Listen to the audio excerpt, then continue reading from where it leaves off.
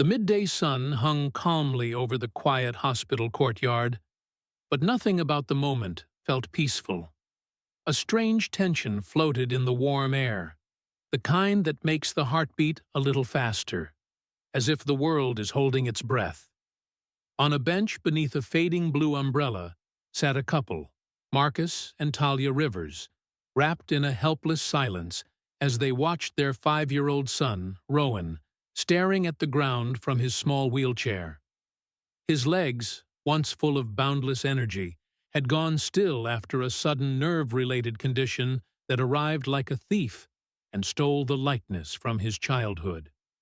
Every therapy session, every medication, every hopeful whisper from specialists had led to the same heavy outcome. There was nothing left to try. And though the sun was bright, the world felt unbearably dim to them. Before the story continues, if you believe in kindness, second chances, and the power of compassion, please take a moment to like, comment, share, and subscribe to our channel, Kindness Corner. Your support keeps these meaningful stories alive. As the day moved gently forward, something unexpected emerged from the busy parking lot. A small barefoot girl, no older than 7, shuffled quietly toward the hospital doors. Her name was Meera, though no one there knew it yet. Her dress, once a soft yellow, had long been weathered into a dull beige, torn at the sleeves, and stained with dust from countless nights spent on pavements and abandoned corners of the city. Her hair fell in tangled waves around her tired face, but her eyes, warm, searching, gentle, held a light that refused to be dimmed by the hardships carved into her young life. She carried nothing with her but an empty paper plate she had found near a street vendor's cart, clutching it as if it were something meaningful, something hopeful. The hospital receptionist tried to wave her away, but Meera simply moved with quiet persistence, stepping closer to where Rowan sat. Marcus instinctively rose, unsure whether to intervene, yet something about her expression held him back. It wasn't boldness or strangeness he saw in her, but a kind of sorrowful innocence that made it impossible to turn her away. Meera approached Rowan slowly, as though she feared even the smallest movement might frighten him. She looked directly into his eyes, something many adults avoided because they didn't know how to face a child in pain, and gently placed her small hand on his cheek. The touch was barely more than a whisper. But Rowan reacted as if a breeze had suddenly passed through him. Myra's fingers trembled slightly as she kept her hand there, her gaze softening with a compassion far beyond her ears. Talia, watching from just a few feet away, felt tears gathering behind her eyes, not from fear, but from something she didn't yet understand.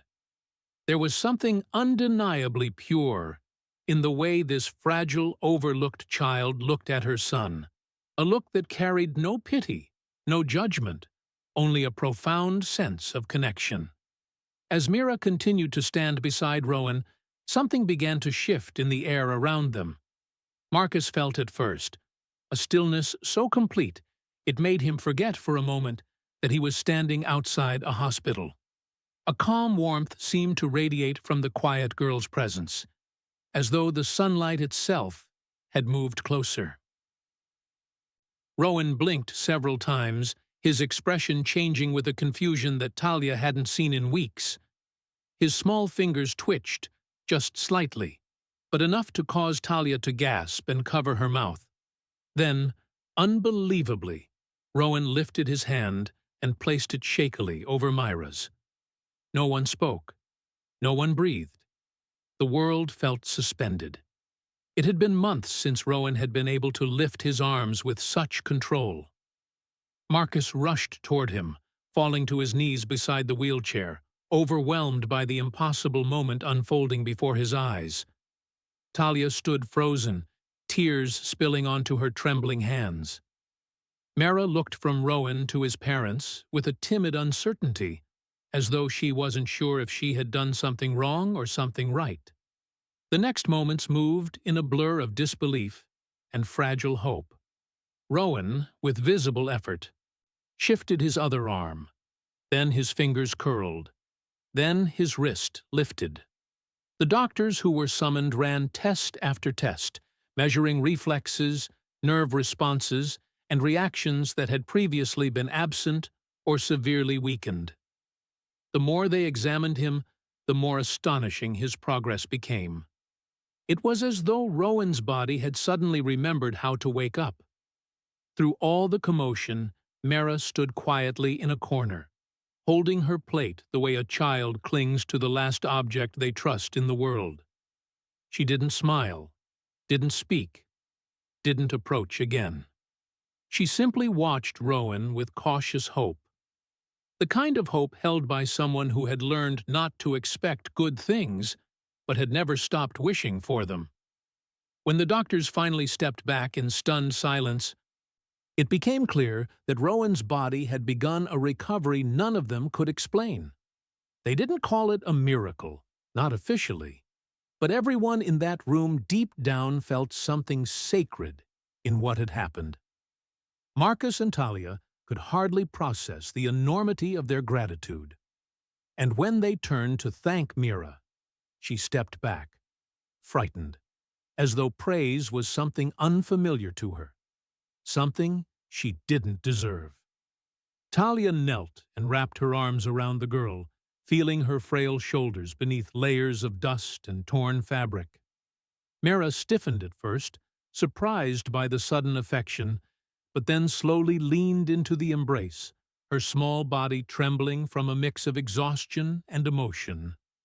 Marcus placed a gentle hand on the girl's back, and for a single fleeting moment, the broken pieces of 3 lives, Meera's, Rowan's, and the parents', seemed to align in a way that felt impossibly meaningful. As the sun dipped slightly and the afternoon glow warmed the courtyard, Marcus and Talia made a decision they didn't have to speak aloud. Meera would not return to the streets that day. She would not spend another night cold and unseen. They took her home, offering her a meal, a bath, and a place to sleep. But more than that, they offered her belonging, something she had been denied for far too long. In the days that followed, Rowan's strength continued to grow.